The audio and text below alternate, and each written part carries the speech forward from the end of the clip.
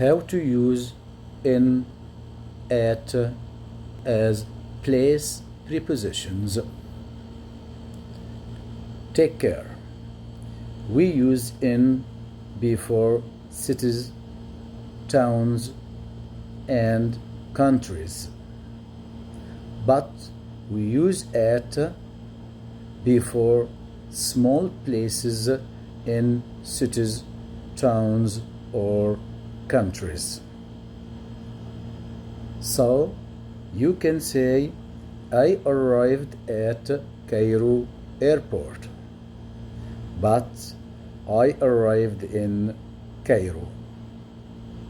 So Cairo airport is a place in Cairo, so we used at. But Cairo is a city, so we used in.